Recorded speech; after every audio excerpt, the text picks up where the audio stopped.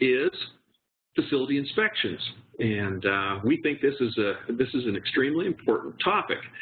We think this is a program that can help you establish a proactive safety program,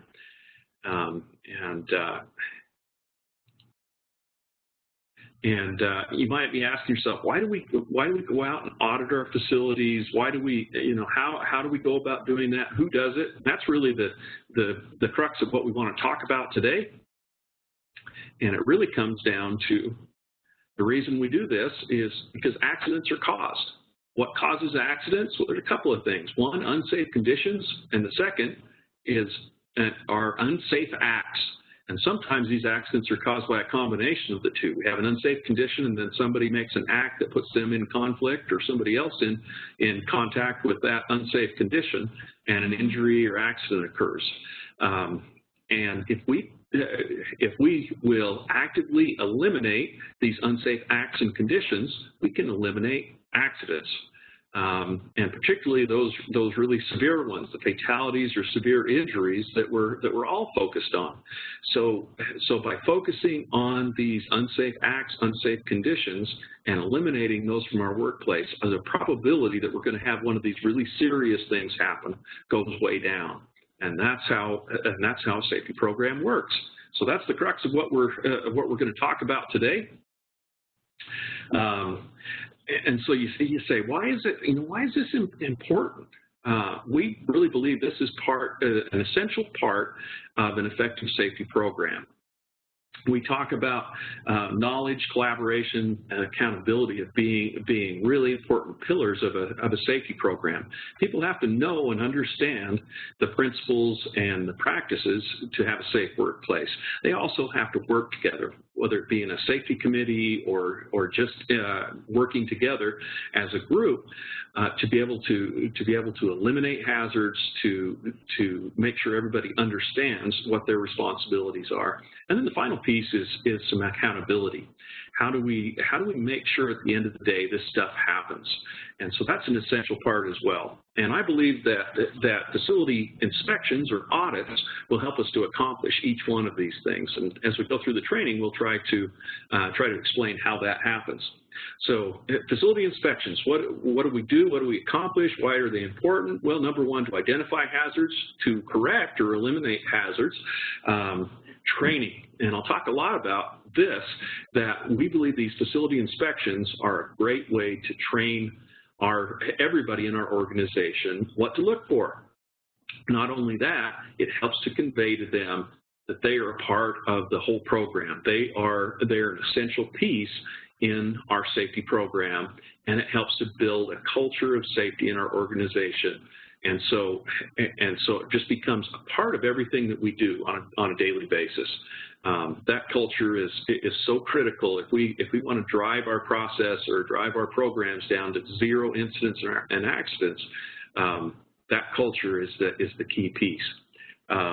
Also, there's an OSHA regulation that isn't out yet, but I've got a sneaking suspicion that before the end of the Obama administration, that this will be an OSHA standard that we're going to have to deal with, and it's called I2P2, or the Injury and Illness Prevention Programs. In this picture, we've got the David Michaels. Dr. Michaels is the Assistant Secretary of Labor for OSHA, and this is a hot button for him. He's going to push this through if at all possible. And what is I2P2? He says the Injury and Illness Prevention Program standard will simply require employers to develop a program to help them find and fix hazards in their workplaces. And so, although we don't focus our programs on OSHA compliance, compliance is definitely part of what we have to be concerned with. And if this is a coming standard, let's get ahead of the game. And so the program that we have, we think can be an integral part in putting together an injury and illness prevention program. All right. auditing is a powerful training tool, and like I said, I'm going to talk about this a lot, but if we will empower each person in our organization to have some responsibility for safety. This month, it's your turn to do the safety audit, and it's your responsibility. You're going to have your signature on the bottom of this form that said you've gone out and really evaluated the workplace for its level of safety. You're going to go through each one of these check boxes and determine if we've met the requirements. Well, that puts everybody on notice that they're responsible, and it provides them an opportunity to learn what are the important things for us to have a safe workplace. All right. So who does inspections? My recommendation for that, and ours from the trust, is that everybody is involved, that we audit all of our facilities and that we do it regularly. Our recommendation is once a month, we send out a list, or we send out an audit form to each department. If you're responsible for that, that's great. If not, you look forward to receiving that. Here comes the audit form. The supervisor hands that form off to a different person each month. I think the first time that we do it, the supervisor should probably, or manager, whatever their job is, the boss of a certain area, should do that initial inspection, and after that it goes to a different person. Well, what does that do for us? Well, it lets everybody know that they're part of the program, gets them involved in their facility safety. It's all our responsibility. At the end of the day, if we go home safe, that's not management's pat on the back. If we go home injured, that's not management's fault. That is part of our problem as well. We're all in this together, and we need to take responsibility for our own safety. And an important part of this is accountability, because we can inspect all day long, but if we don't correct those problems, they'll probably keep coming back around. What do we look for when we do a facility inspection? Well, we look for unsafe conditions and unsafe acts, those two causes of accidents. So not only are we looking out there for that grinder that might be adjusted wrong, or a guard that's missing on a piece of equipment, or a trip hazard, we're going to be looking for, what are people doing? Are they lifting appropriately? Are they using tools or a ladder or something like that in the right way? If not, let's have a talk. Have a talk with them and point that out. We can mark that on the audit, so that's a finding that we can look into. Maybe there's some increased training that we need to do. What if everybody's doing everything right? Well, here's an opportunity for us to reinforce the good things that we're doing in our workplace. Look around. Hey, you're doing everything right. Thank you. I'm doing the facility audit today, and I just want to commend you for doing all the things right. And then ask that person, if they have any input on unsafe conditions or things like that in the workplace. That's how we get better on a monthly basis. Okay. What do we look for? Well, I don't know how well this video is going to transfer through, but is there anything in this workplace that, oh boy, she fell. Is there anything in this workplace that could have been identified as a potential hazard prior to this accident happening? And I think we all agree that that's pretty simple, that, wow, a trap door in the floor could be a very bad hazard, and it's proven here that it could cause probably serious injury. How do we go about preventing somebody from getting injured on that? Could an audit identify that? I think we all agree that it could. So some basics of doing inspections. We'll send everybody out this list this checklist. There will be two different forms for regular facility inspections. One that's really focused on an office environment. The other one is more of a shop or external work area. And so we'll send those out a little bit later as we're done with this webinar this morning. I'll send those out for everybody to look at. But it's nice to have a checklist or a form, something that we can go through systematically and ask some questions. Of course, there may be other questions that come up. There may be things that we need to add to this form or take away. And as I send these out, I'll send a PDF to make them easy to print, but I'll send it out in the original format in Microsoft Excel, so you can go in and customize that to your operations. As I've used these over the years, I would make one for each specific department, and I would add in, here are the 3 fire extinguishers, and they might be numbered, fire extinguishers in your work area. Check those each and every month. That way we don't miss pieces of equipment. Maybe a fire extinguisher disappears. It's on my list here. Where did it go? Sometimes that happens. We may use it for one thing or another, and it didn't get replaced. Well, that's what inspections help us do. They help us to pick up those things that could be overlooked otherwise. So make those as specific as you can to your work area. You can use the general ones. I have no problem with that. But if we can make it very tailored to your work area, it makes them more meaningful as we do the audits. And as you do that, you want to identify what are our real exposures here. Are there any legal requirements that we have to meet? You can put those into your audits as well on a checklist. So then on a regular basis, we're looking at legal compliance as well as safety. That helps us to always be in a good position when the regulators show up.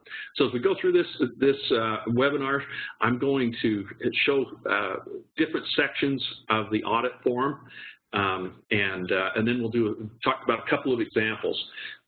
So the first section is a supervisor checkoff or buy-off.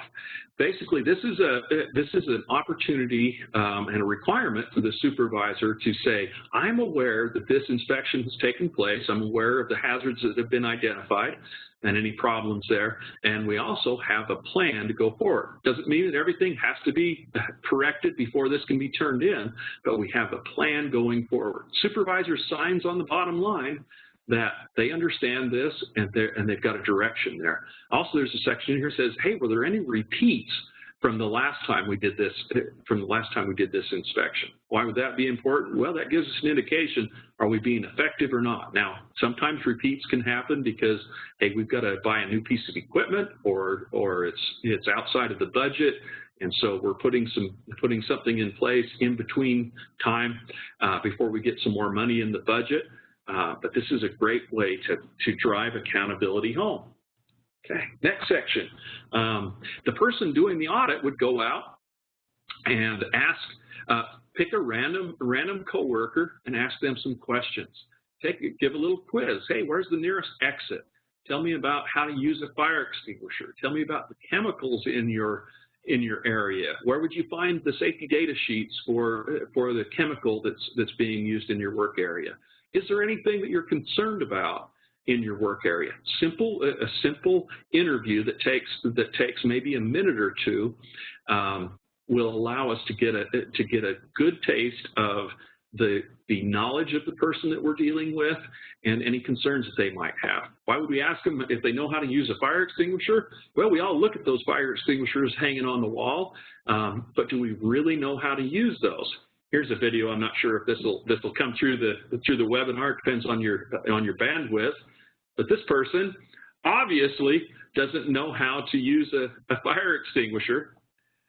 So if we identify in these interviews, hey, these people don't know how to use fire extinguishers, well, maybe that directs us to the next training that we should do.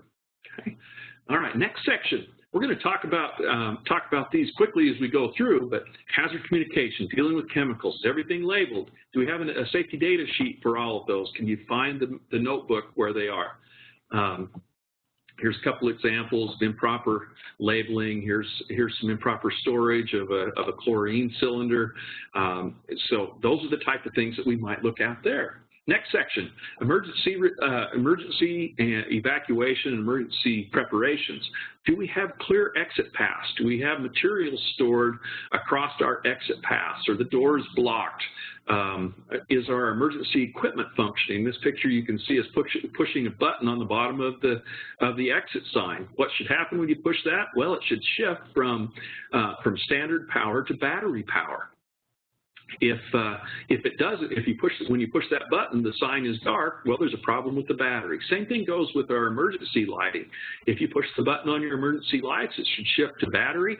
If it doesn't work, if it buzzes or beeps when you push that button, that means that the battery has failed or there's a problem with the system. And if we have to have an emergency evacuation without power, it's probably not going to light our path. So this is a really simple way to check those things on a regular basis so they don't get away from us. Look for your lighting. Make sure first aid kits are in place and that they're full and stocked well. And also look for, maybe threat preparedness and facility security. Here's a situation where I found one day, well, they put a chain across the crash bars of actually a very large room. What's the problem with this? Looks pretty easy to undo that clip. Well, not in an emergency. If it's dark, if there's a fire and people are panicked, there's a fair chance we'll have people piled up in front of this door and die. And so look for things like this. Make sure that equipment is in place. If it looks like this, that's not appropriate. Has it been inspected regularly? If you turn over that tag on the fire extinguisher, guess what? There's 12 boxes on there where you can initial that you've inspected that fire extinguisher. So as you're going around doing your inspections, take time to check that off. If you've got AEDs, automated external defibrillators, this is a great time to do an inspection on the AEDs as well. Those fire extinguishers should be inspected at least once a year by a contractor to make sure that they're still working well. Let's look at the next section, personal protective equipment. Are employees using, maintaining, and storing their personal protective equipment appropriately? In this picture, you can see a respirator that's not appropriately stored. It's stored in an area where it can become contaminated. Might actually be more of a hazard than not using it at all. Where if it's left out like that, it's not going to function. Look how employees are using their personal protective equipment. This is an inappropriate use of fall protection equipment. And if this guy takes a fall on that harness, it's not going to work, and he's probably going to be fairly seriously injured. We want to look at ergonomics. How are we handling materials? Given that strains are our number one type of injury and the most debilitating and costly type of injuries that we see most of the time, what type of ergonomic issues do we have? Are people lifting appropriately? Are they using the tools that we provide, forklifts and lift devices? Are they positioning themselves right when they're doing this type of work? Also look how our materials are stored. Are we putting a lot of heavy stuff up really on high shelves, so it's going to put ourselves in a very awkward position to try to lift that down, maybe put us at risk of injuring our shoulders or backs as we're handling that. So look for some general things like that. How do we store stuff? Fire safety. Important things. I'm taking these just by the order, most cases by the order they come on the audit sheet. Are the fire extinguishers accessible? Can we get to those things? Are they hung on the wall in a conspicuous location so we can easily find those?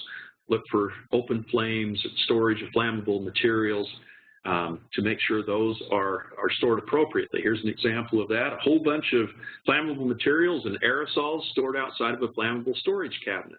If we get a fire going in those, we're probably not going to be able to put it out because those aerosol cans will rocket around the building and light everything on fire. So let's identify material storage that could contribute to fires.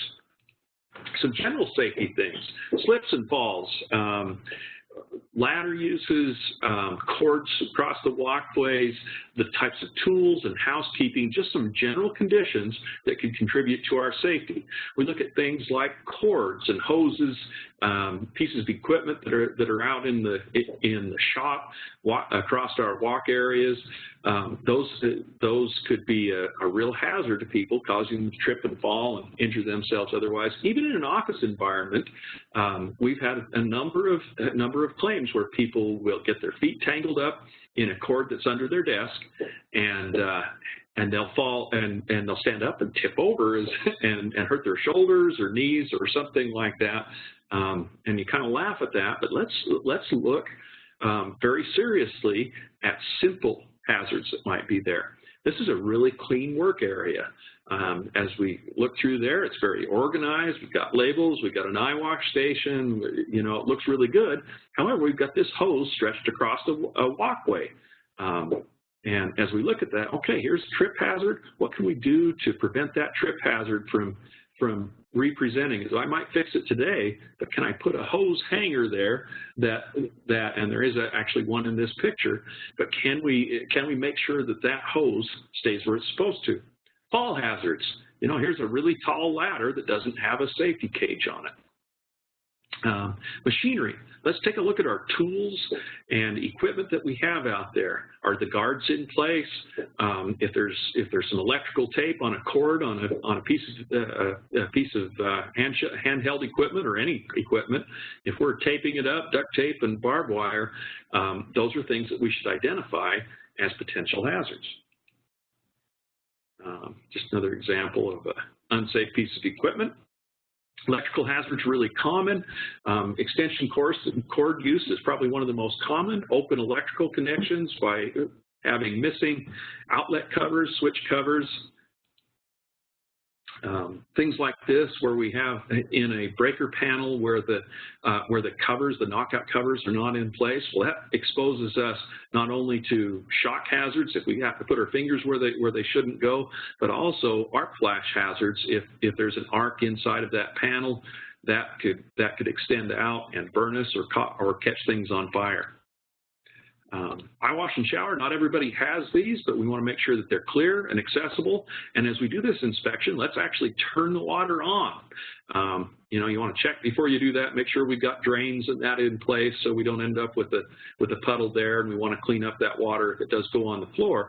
But let's check it, because I found multiple times over my career where the water was not turned on, or situations where things had, where the pipes had become corroded, and when we turned that on, it put out a lot of rusty water that is not going to be very pleasant in our eyes if we're already exposed. If you look here, what's the problem with this situation? Well, a couple of things. We don't have the caps on that eye wash. We want to keep that clear so we don't get more debris in our eyes when we stick our eyes in to wash out bad stuff.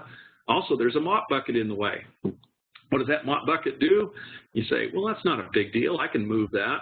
You may not be able to move that if you have corrosive material splashed into your eyes. So we want to keep clear and accessible this emergency equipment. Eye wash stations, fire extinguishers, electrical panels, clear access to those is essential for a proper emergency response. Other types of inspection checklists, and we'll throw this in as we send all this out as well. This is a playground inspection checklist, but all of our facilities should have something that we inspect them on a regular basis. This one has the added benefit, not only do we prevent accidents and help general safety, we also could prevent lawsuits from those public exposure areas if we're going out and inspecting these things and documenting what we do to fix them. All right, correcting problems, identifying problems is great, but correcting those problems is the essential part of doing these inspections. How do we make sure they get done? Well, we need to have some sort of a closed loop system. So as the issues go in, supervisor knows about it, and we follow up on a regular basis. So, the safety committee should be involved. They should have this list. Let's talk about a couple of things. What if I've got something I can't fix? You know, that mop bucket in front of the eye wash station is pretty easy, and we expect the inspector to correct that as he or she's walking around doing that, move it out of the way. But what if it's something that costs a bunch of money, or we've got to buy a new tool, buy a piece of equipment, or it's going to take some time to fix? Well, let's put this item on what we call a safety maintenance work order. You might have a work order system, and that's fine as well. If you don't, this is a pretty easy system. And what does it do? Well, it puts the supervisor on the area, has their signature on it, they know about it, and we have a plan, and also who's going to fix it. And so we're kind of on the same page. Here's the direction we're going to fix this. It's going to take a couple of weeks to get a part in. It's going to take a little bit of time to get budget to do this. And so here's the fix we're going to put in place in the meantime. So this is a nice thing. We'll submit that form as well as we send out the materials. But we also want to track these things, and we can do that in a number of ways. One really simple way is to put it onto a spreadsheet. You can have a handwritten list, all the way down to using things like our mobile application, MyTrust. And that's what we use when we go out and do risk assessments at your facility. We've tried to make that so it's a really easy system to track this all the way through to completion. You can get the mobile application on your Apple device. If you don't have one of those, or you just want to do it on the computer, we also have access to that web application online. And so if you're interested in that, please send me or Doug or Brent an email request on that, and we can get you set up for access to that system for your organization. What it allows you to do is check things off once they're done. You can see in here, this just shows you how, if we have here's a normal finding here, fire extinguishers haven't been updated in the last year. Well, and then over on the right-hand side, here's how it's corrected and the date that it was corrected. Okay. Here's one other form that we've used over the years, and this is a way to keep everybody accountable for these things and track where they all come from, called the Executive Safety Accountability Report. And what it has in it is a list of here's our facility inspections. How many? We had 5 departments, and 4 of those did their inspections this month. What about the other one? And that's the natural question, and that's the way to drive accountability, is use some form like this that management sees on a regular basis. Same thing goes for those corrective actions that we need to do. We can log these on here, and we've done 9 out of 10. What's up with that other one? Well, we can ask those questions and answer those.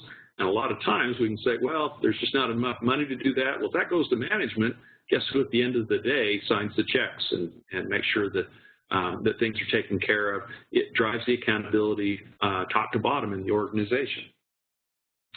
All right, I've gone a little longer than I planned on, and even a little bit longer than I did in the 7 o'clock version. But I wanted to talk to you about. I wanted to talk about this.